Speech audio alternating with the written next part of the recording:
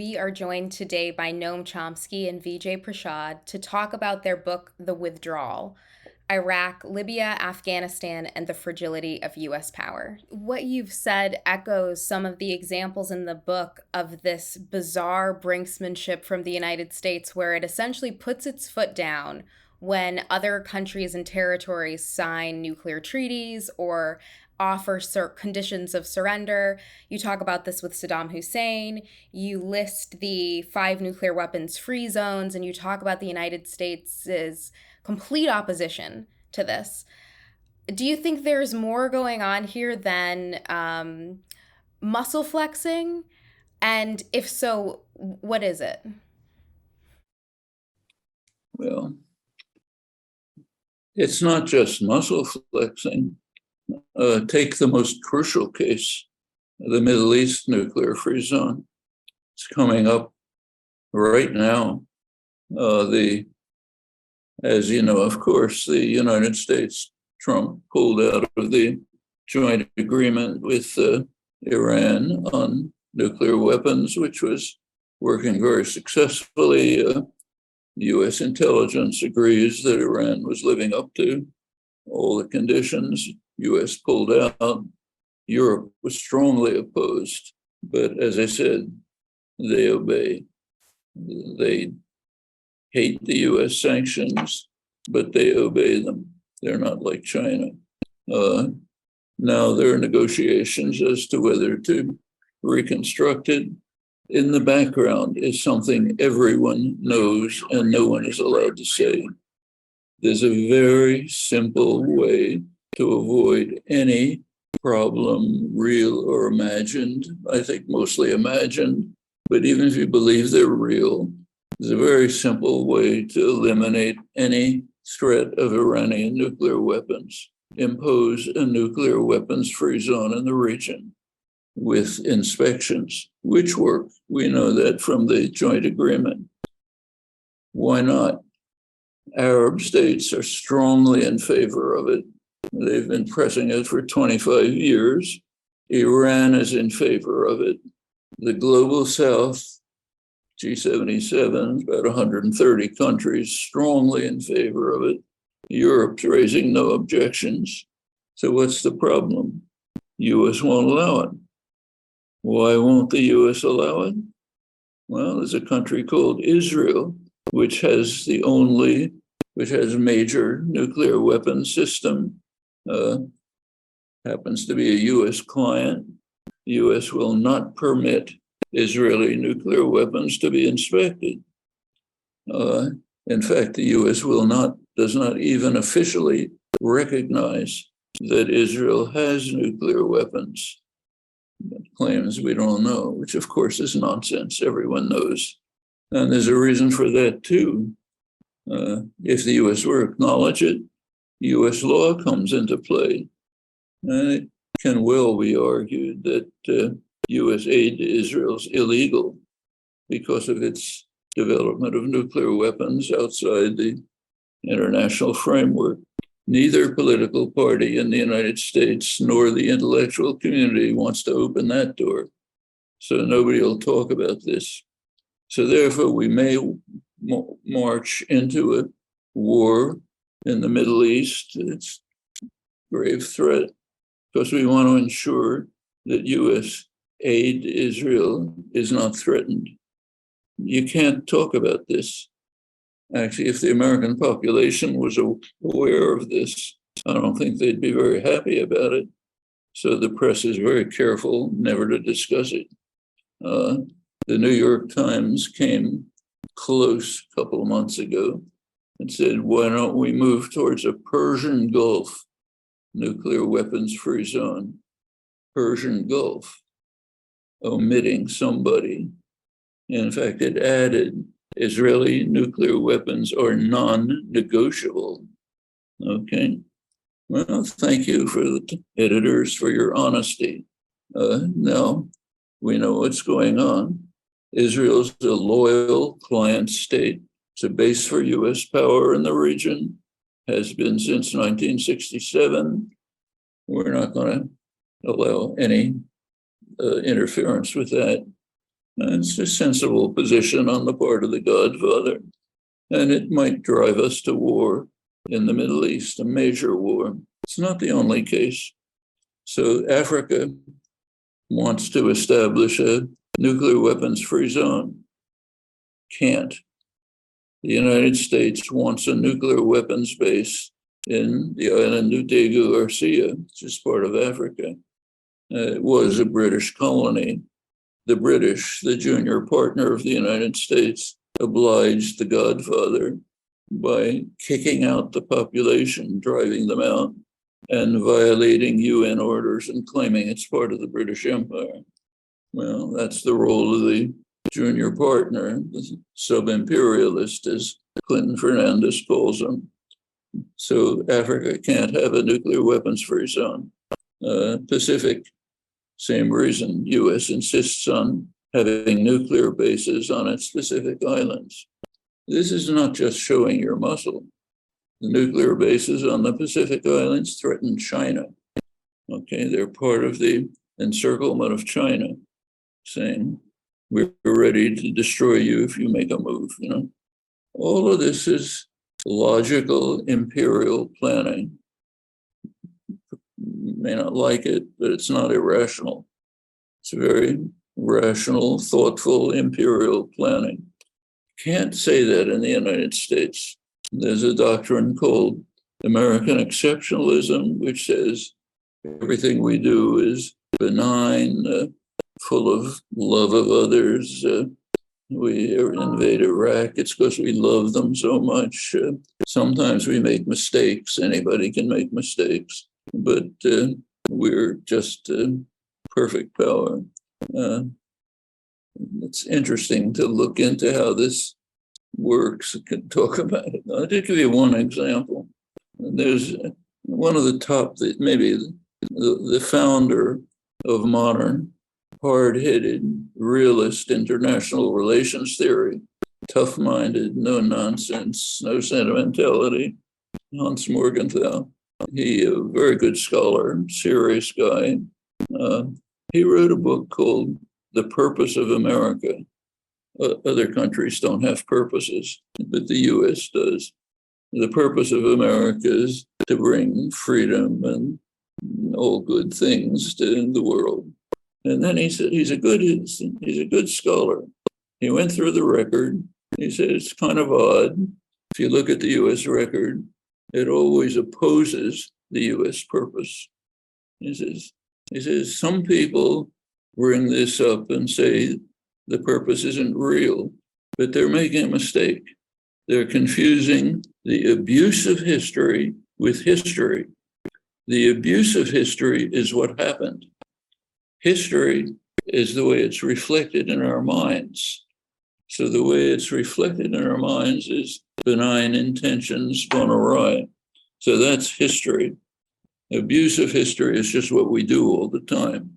And he says, to make this confusion, he says, is like the error of atheism, which denies God's benevolence by talking about bad things that happen. And we don't want to make the error of atheism. So we want our religion of worship of the state to be untouched. That's hard-headed realism. Then you go over to the sentimental guys. Well, all of this fits together. Yeah, and you add to this the scandalous treatment of these events or of this history by the media. Noam already talked about the New York Times editorial page. And, what Noam was talking about was an editorial board statement, which quite cavalierly talked about this Persian Gulf nuclear-free zone and quite, nimbly said Israel is not to be part of this. Just very casual. The media, well, I'm a naive person. I've started my career as a journalist. I love reporting stories. I love the practice of journalism. So I always have this high-minded idea, that journalists must have this, purpose, to use the Hans Morgenthau word. Journalists should have this purpose, we should be out there to tell the story, to lift up stories from the shadows. It's curious that most journalists, or at least most publications, I know when journalists file stories, it's not exactly what appears, but most publications, when it comes to writing about those whom the United States picks out as adversaries, don't treat those adversaries as human. And I want to say this in this language. There's a kind of international division of humanity that gets set up. The North Koreans are simply not human. Many years ago, I remember reading a statement made by a Western journalist who said, we have a practice when we report on most countries or most events, we like to get one or two sources to get confirmation. He said, with North Korea, I can say anything. I can say that, the president is dead. And in fact, repeatedly, these stories appear, which are not based at all, in fact, on one defector's claim and so on. But it's not just a North Korea story. People laugh. You mention North Korea, they start laughing. It's not a North Korea story. As we show in the book, when it came to Iraq, repeatedly Saddam Hussein tried to cut a deal with the United States. Not interested. Media ignored Saddam Hussein. Saddam Hussein was a monster, had to be dispatched. No way there could be diplomacy. Gaddafi is a monster. There's no way that the media would report that the African Union had opened dialogue, that there were people on a plane ready to go and talk to Mr. Gaddafi. He was willing to dialogue and so on. You're not even allowed to imagine that the adversary, the Iranian, the Chinese, the Russian, you're not allowed to imagine that the Venezuelans, the Cubans, the Nicaraguans have opinions. And if they have opinions can be debated and dialogued. But if you paint them as monsters, merely monsters, Maduro is a monster, Xi Jinping is a monster, and so on. Well, we know from our childhood story books, fairy tales, that monsters don't have opinions. You don't negotiate with the monster. I worry very much, Ariella, when I look at the reporting, particularly by the press in the United States, in the UK, maybe a little better on the continent of Europe, just a little better. And I really hesitate by even making that statement. When you look at the media, this international division of humanity is just absolutely normal. It's perfectly acceptable to pillory people in Iran, politically, or perfectly acceptable to pillory Mr. Putin. Again, you might have problems with him.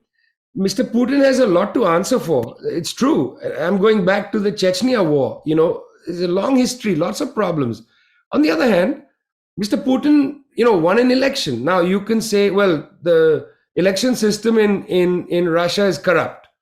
But who's the you that's saying that? The senator from Texas, which has a terribly corrupt political system, the president of the United States, who was elected by an arcane slavery era electoral college system. I mean, okay, you have problems with the way the election system in Russia is set up. You have problems with that. You set it up. Remember that after the fall of the Soviet Union, US advisors went there. They set up the system. They liked the system then because Mr. Yeltsin, the first president, 1991 to 1999, was completely subservient to the United States. Nobody criticized the Russian political system then, even though I believe it's 97 when Mr. Yeltsin patently stole the election. Nobody complained then. When Mr. Putin comes to power in 1999, until around 2004, 5, 6, 7, the United States had no problem with him. In fact, Thomas Friedman wrote an article in the New York Times in which he said, we're rooting for Putin, in his folksy Thomas Friedman language. Rooting for Putin. That was less than a decade ago. The problem, again, just to return to our principal theme, is if somebody says, look, I'm not going to follow your orders, then they go on the other side of the international division of humanity. And suddenly Putin, rooting for Putin, becomes Putin the dictator. The moment you say, I don't agree with you, you go not to somebody with whom you don't agree, because that's acceptable. I don't agree with somebody. But you go to the other side of this membrane called the International Division of Humanity. Your humanity is denied you. You become a monster. And then the only language that you claim they understand is the language of force and violence. The way Saddam Hussein went from being the close ally of the United States, great friend of Donald Rumsfeld and so on, suddenly crosses the membrane, becomes this monster. Previously, you palled around with him in Baghdad, then he becomes a monster.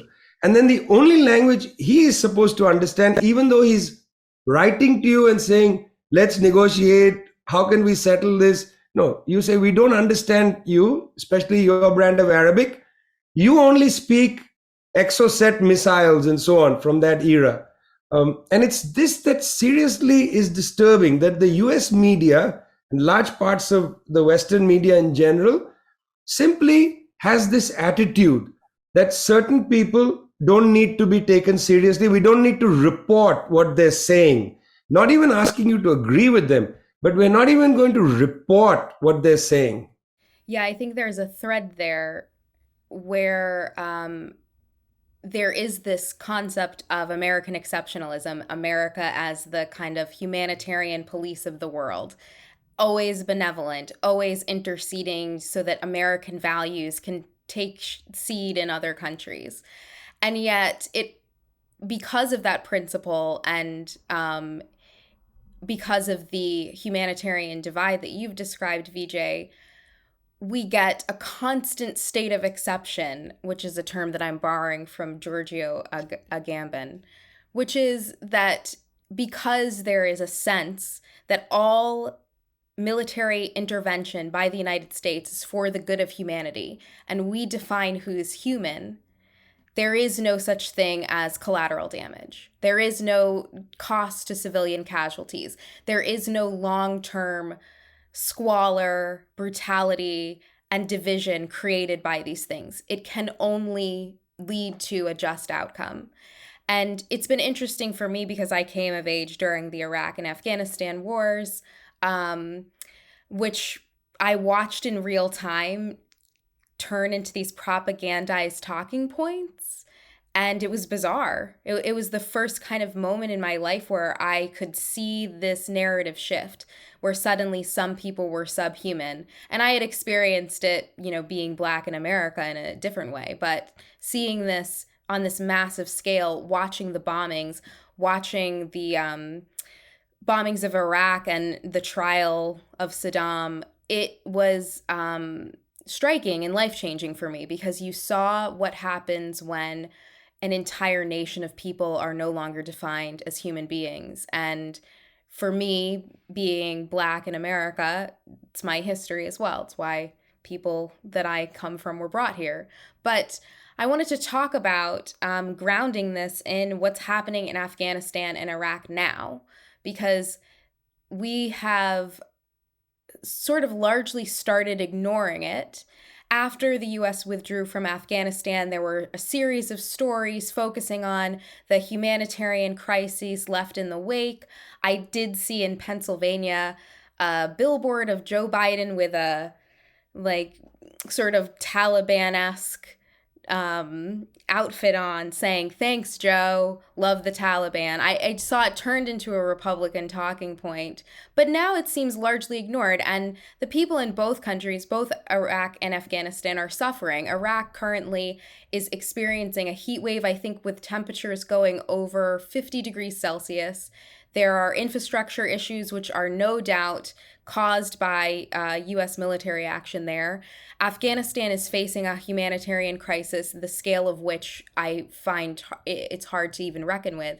Can you talk about what's happening there? And how do we put the United States' feet to the fire to talk about accountability in those regions? Well, just one background comment on American exceptionalism. There's nothing exceptional about it. Our predecessors in imperial domination were exactly the same. The British were the most angelic country in history while they were destroying India carrying out hideous slavery in the Caribbean, one massive crime after another. British intellectuals were hailing themselves as utterly angelic. We're so marvelous, nobody even understands us. So the French are even worse. So this is just imperial behavior. Afghanistan now is first of all, it is a total catastrophe. I mean, huge numbers of tens of millions of people are facing starvation. There's food in the market. They can't access their bank accounts. Those who have money to buy food while they see their children starving. The United States holds their money. It's in US banks. Won't release it. Won't release it because of claims that US citizens want a potential compensation for 9/11, which Afghans had absolutely nothing to do with. This is so scandalous. I can't even find words to discuss it. It's a hideous situation. Even releasing the funds would come nowhere near solving the problem. We spent 20 years destroying the country. It's barely functioning. I think it's pretty clear what we ought to be doing if there was a shred of humanity in policy formation. Well, what can we do about it? We all know the answer. First thing we have to do is bring people to understand the facts of the matter, the bare facts of the matter. Then move on to say, look, as people, we do have moral instincts. Maybe states don't, but people do. So let's act on them. But let's start with the beginning. This goes back to something Vijay said before about negotiations. Why did we invade Afghanistan? There's no reason for it, no justification at all. The U.S., fact of the matter is, the U.S. had no idea who carried out the 9/11 attack. Even 8 months after the invasion, head of the FBI, Robert Mueller's first press conference, conceded that we suspect that Al-Qaeda was responsible, but we really don't know. So they invaded with no knowledge of anything. The probably best explanation for the invasion was given by the leading figure of the anti-Taliban Afghan resistance, Abdul Haq, highly regarded Afghan leader, had an interview. He was asked, why did the US invade? He said, look, the invasion is going to kill lots of Afghans. It's undermining our efforts to overthrow the Taliban from within. But the US doesn't care. They want to show their muscle and intimidate everyone. That's probably correct. You look at the record, it supports it. The Taliban made many offers to release Al-Qaeda, even though the US wouldn't provide any evidence about Osama bin Laden. Didn't have any, in fact. Nevertheless, worked out various options. Finally, they just said, look, we'll surrender totally. You can do what you like. Donald Rumsfeld responded, we do not negotiate. George Bush echoed it. No negotiations. We're just going to show our muscle and intimidate everyone. We'll smash up Afghanistan because we don't know what else to do. We've got the force. Nobody can defend themselves from it. So we'll just smash you to a pulp and intimidate everyone. If they'd wanted to capture Al-Qaeda, bin Laden, they could have done it with a police operation, with the Afghans probably agreeing. But no, so we had to smash up Afghanistan and then go on for another 20 years, making it worse. Now they're starving to death, so we have to withhold their funds. I'd like to see an editorial in the New York Times describing this. It's approximately what it is. So the first thing is bring it to the public, find out what we did, we can go back further, and there's no time to talk about it, but it's very interesting to look at the US reaction when the Russians invaded. Just brief fact of the matter is the UN organized diplomatic effort, which was finally successful, for the Russians to withdraw.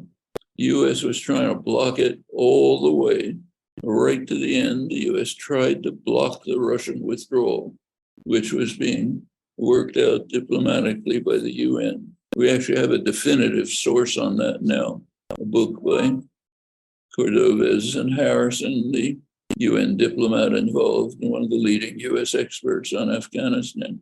What they conclude is the US was fighting Russia to the last Afghan. Does that sound familiar? It's happening right now in Ukraine. Yes, people ought to know about those things. And then they can have a basis, at least, for reacting as human beings would, not slaves of the propaganda system. And I think they would. I think if you can get people to understand what's happening, they will respond humanely. Anyway, that's the only hope we have. If you like this video from The Jacobin Show, please hit like and subscribe and share with your friends. Thanks.